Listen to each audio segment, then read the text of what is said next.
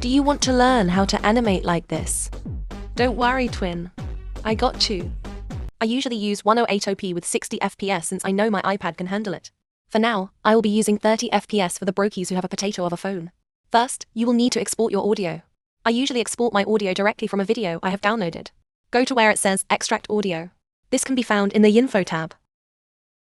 Now you can delete the video. Scrub to where the animation is supposed to start. I will be skipping the intro for this tutorial. Go ahead and import your layers. On iPad, you can click and hold the image and tap on the rest of them to import all of them at once. Import all images. Get rid of any layers that you will not be using for now. Select all layers by selecting your top or bottom layer, and then drag up or down to the rest of the layers, excluding your audio layer. Now that you have all of your layers selected, scale your character to your liking. Now, go to where your animation is supposed to stop at. Select all layers by selecting your top or bottom layer, and then drag up or down to the rest of the layers, excluding your audio layer. Now tap this to expand your layers to match to the timeline. Tap this icon, this will take you to your pivot point tool.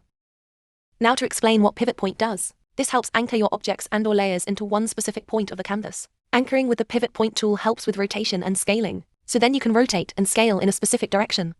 This little dot is your pivot point. You can move this to anywhere of your liking.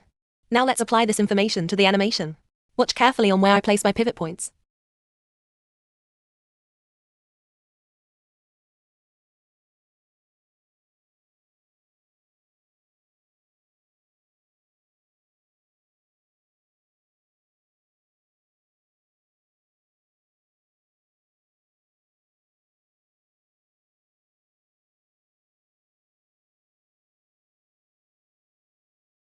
Now that we're done with pivot points, let's learn about the parenting tool. This little icon here is our parenting tool. Now to explain what parenting does. Parenting helps with locking a layer to another one so they can move together. The layer you have selected and parented is the child layer. You're still able to move the child layer freely, but you also need to know it will still follow the layer you parented it with. Notice how the ball is locked with the string. The string is the parent layer, while the ball is the child layer. This tool greatly helps with locking the face of a character to the head, or adding joints to a character. Side note, there's an effect called Parent Helper. The Parent Helper tool helps the child layer's rotation and scaling whenever the parent layer rotates or scales. I recommend playing around with this tool. I highly recommend using weighted rotation, since this helps with automatically rotating the child layer. Anyways, back to the animation. I parent the ears and face to the head. I don't parent the paw or body at all.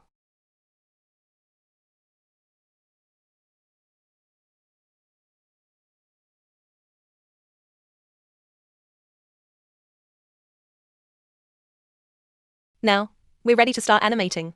Go to the little diamond icon to add a keyframe.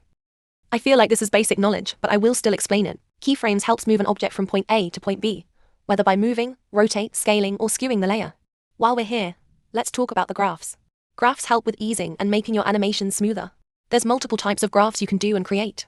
The yellow and/or white bulbs help you move your graphs to a specific angle. Now let's apply this information to our animation. Add your point A and point B keyframes and move your character's head ever so slightly. Now, add your graph in between your keyframes. I will be using the repeating quadratic graph. Let's scale this graph to 8 quadratic curves. Side note, know that your animation will be different from mine's. You have to base your graph based on the beats per minute. Unfortunately, you will have to guess and hope your graph is close enough to match the song. Now move this top yellow bulb to your liking. This will move your graph by the top and make it have a different curve. There are many different types of ways you can move your curve. Search up Alight motion graphs on TikTok, and you will see multiple examples.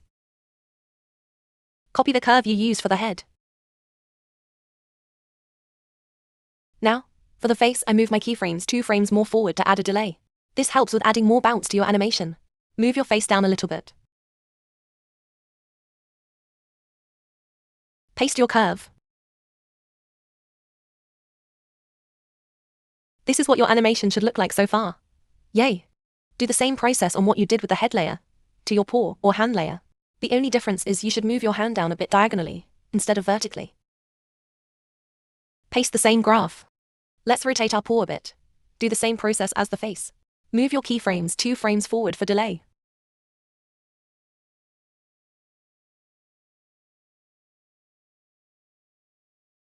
Paste your graph.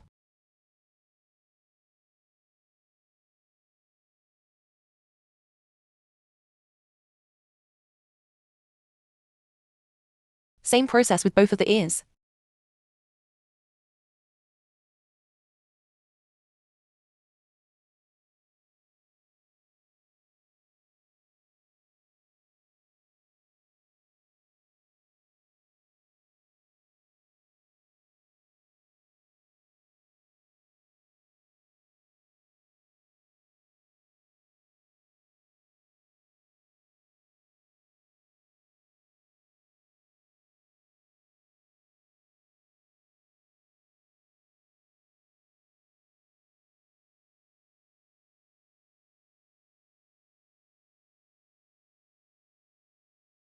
Now you should have this.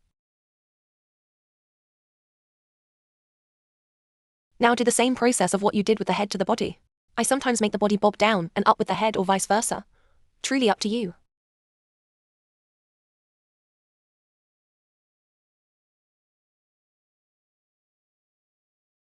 Now to make your animation more squishy, go to your head layer and select the scaling tool.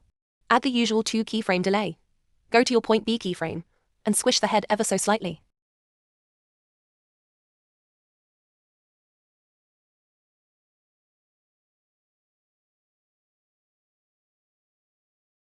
Paste your curve.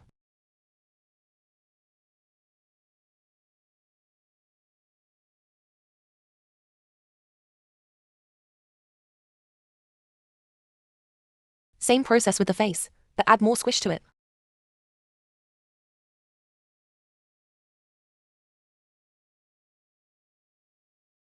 Paste your curve. This is what it should look like so far. Now let's change the facial expressions. Go to your face layer and trim it wherever you please.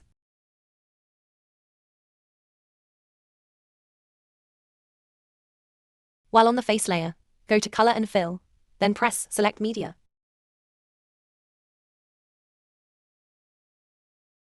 Select your face.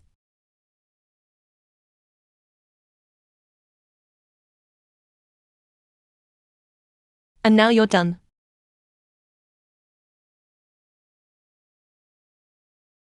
Now, I don't have much to talk about regarding making backgrounds.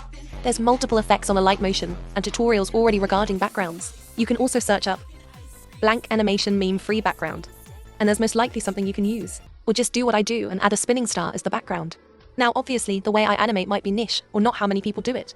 There's probably faster ways to do it or better tutorials than this one. All I can say is keep practicing and keep animating. That's how I learned how to animate. Anyways, thanks for watching.